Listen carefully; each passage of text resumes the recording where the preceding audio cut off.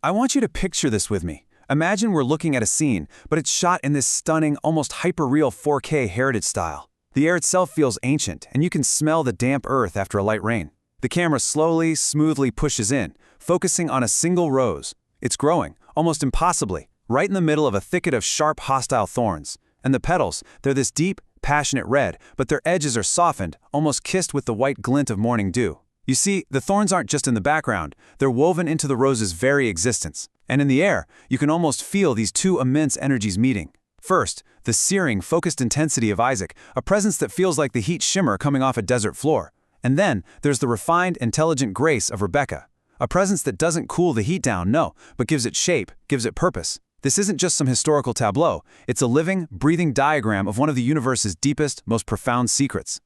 And the master key, the thing that unlocks this entire mystery for us, is found in this one, single, cryptic phrase from the Zohar, the foundational text of all Jewish mysticism, like a rose among the thorns. Now on the surface, sure, it's beautiful poetry, but hidden inside these few words is a code. It's a profound explanation of the fundamental forces of all reality. We're talking judgment and mercy, and exactly how they have to interact for the world to even exist in the first place.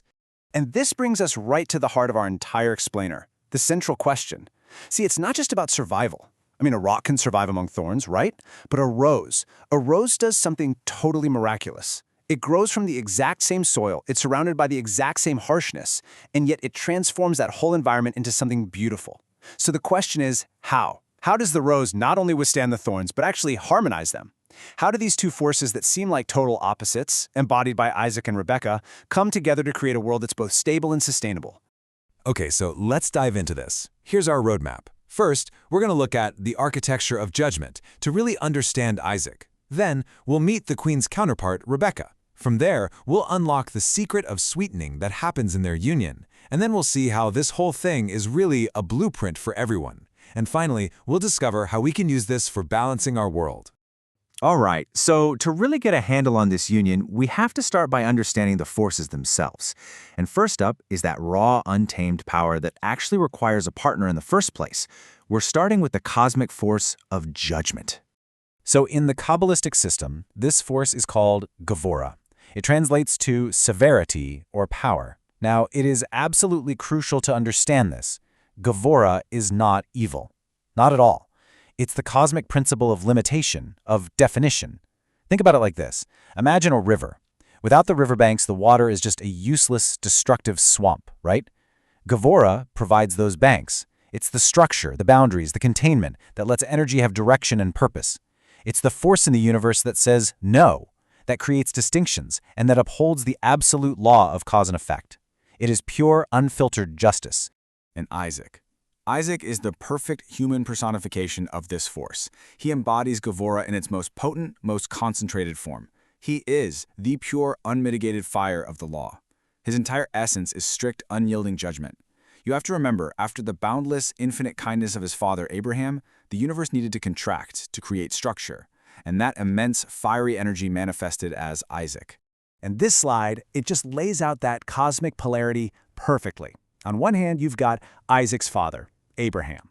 He was the pillar of Chesed, unbounded kindness, total expansion. His element was water, his color was white. He gave to everyone, everything with no limits. But a universe of pure expansion would just, poof, disappear into nothing. So the system generated its opposite, Isaac, the pillar of Gevurah, strict limitation, contraction, the element of fire, the color red. It's an immense power, for sure, but one that, if you left it on its own, would just burn the world to cinders with its sheer intensity. So the stage is set for a huge cosmic problem. How in the world do you balance these two absolute forces? So with this overwhelming force of fiery judgment now in the world, a simple counterbalance just isn't going to cut it.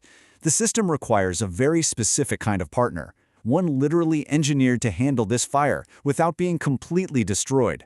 And this is where Rebecca comes in.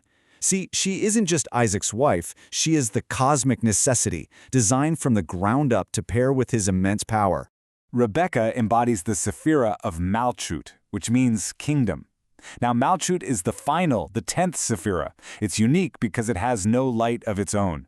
Its whole job is to be the ultimate vessel, the receiver of all the energies flowing down from the other Sephirot above it. and then to give them concrete form, to manifest them in our world.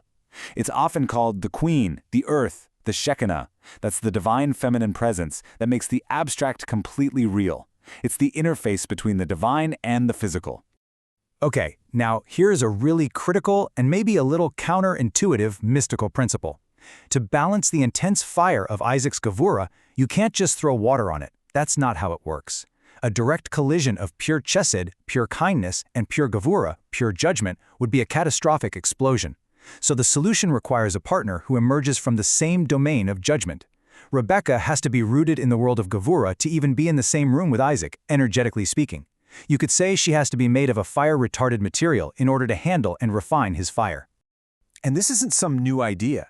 The great 16th century mystic, the Arizal, he codified this exact principle. He explains that a stable union is totally impossible unless the bride, in this case Rebecca, representing the force of Malchut, is of a completely equal stature to the groom. Now, stature here isn't about raw power. It's about coming from a compatible energetic origin. It's Rebecca's roots and severity that make her a true counterpart to Isaac, one capable of creating a stable, functional system instead of just a chaotic collision.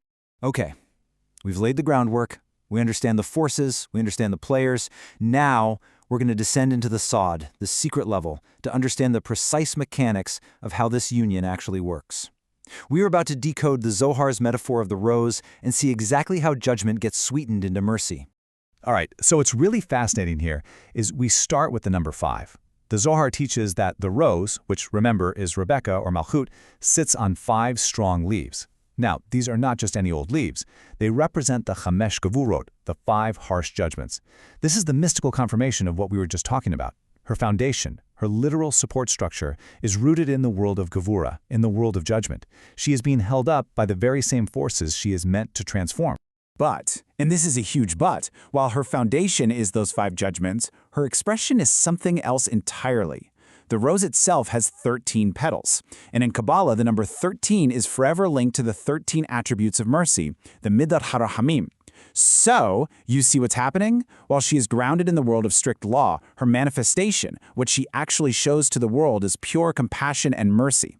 The thorns are down below, but it's the petals of mercy that blossom forth for all to see. And this just brilliantly illustrates the entire process. The 5 leaves, right? The foundation of strict judgment, or din. They're associated with the color red, the color of fire, of severity. The 13 petals, the expression of rachamim, or mercy, they're associated with the color white. So the rose itself, the perfect union, is a blend of red and white. This is the sweetening process. It's not about getting rid of judgment, it's about integrating it. The red foundation gets wrapped and surrounded by the white petals of mercy, transforming raw, harsh severity into a balanced, life-sustaining order.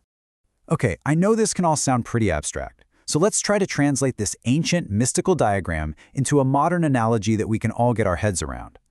I want you to think of the universe as a massive, incredibly complex operating system that needs a really sophisticated security architecture to function without constantly crashing. So, in this system, Isaac, as Gevurah, he's the system's hard firewall.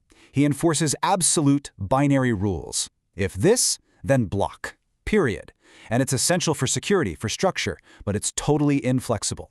It could block legitimate traffic or cause system-wide failures because it just has no nuance. Then you have Rebecca as Malchut. She's the adaptive AI filter that sits right in front of the firewall. She understands the intent behind the rules. She can analyze the data packets, she can see the context, and she modulates the firewall's strict enforcement. She doesn't disable the firewall, she makes it smarter. She allows for function and flow without ever compromising the core security. Their union, then, creates a stable, intelligent, and perfectly balanced system that's capable of running something as complex as a universe. So what we have here is not just some ancient story or a piece of complex theology. It's a universal blueprint. It's a pattern that describes how to successfully integrate power with wisdom, how to integrate structure with flexibility. And the best part is, this blueprint can be translated for any generation in any language. Let's look at the video game version, for example. Isaac, he's the Berserker class. He's got insane raw damage output, max DPS, but his power is super unstable. He's got this self-damaging burn effect and can easily wipe out not only the enemy, but his own team, and eventually himself. Rebecca, she's the elite harmonizes support class. She's not a simple healer, and crucially, she matches his power level. She can withstand his area of effect damage. Her job isn't to weaken him, but to channel and refine his raw energy into a stable, sustainable force. And the result of them pairing up? A synergy upgrade. Together, they unlock this world-sustaining ultimate ability that neither of them could ever hope to achieve alone.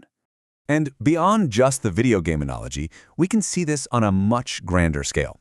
The union of Isaac and Rebecca, it's not a simple romance. It's a masterpiece of cosmic engineering. It's a system designed for the long-term stability and sustainability of the entire universe. From an engineering perspective, what their union accomplishes is really threefold. First, it performs load balancing. It takes the intense, concentrated energy of pure law, of din, and it distributes it so that no single part of the system overloads and crashes. Second, it's a powerful error correction protocol. The potential for catastrophic failure that comes from unfiltered severity gets mitigated. It introduces context, compassion, preventing the system from destroying itself over some minor infraction. And third, it establishes adaptive constraints. It creates a universe that is both ordered, thanks to Isaac, and also flexible and responsive, thanks to Rebecca. It builds a system that has rules, sure, but also the capacity for growth, for evolution, for life. So, the crucial point is this. After exploring the cosmic architecture, the secret mechanics, all the modern analogies, we have to bring this entire explainer back to where it matters most, back to our own lives. The story of Isaac and Rebecca, it's not just a story about two people who lived thousands of years ago. It is a living, dynamic model for one of the most difficult things we face as human beings, integrating our own internal forces. Every single one of us has an inner Isaac, our capacity for judgment, for setting boundaries, for creating structure and order in our lives. And every one of us has an inner Rebecca, our capacity for compassion, for context, for flexibility, for manifesting our ideals in the real world. Their union is the timeless guide for achieving harmony, both within ourselves and with others. And so that leaves us with the final question to reflect on. Take a look at your life, your relationships, your work, even your own internal dialogue.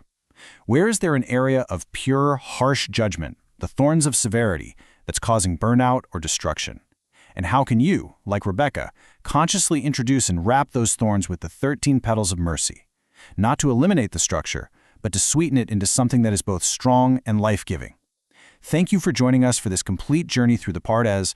We hope these ancient truths help you and your family improve your own dimensions this week. If you enjoyed this full chapter deep dive, please like, subscribe, and share which part of the journey touched your soul in the comments. We'll see you in the next chapter.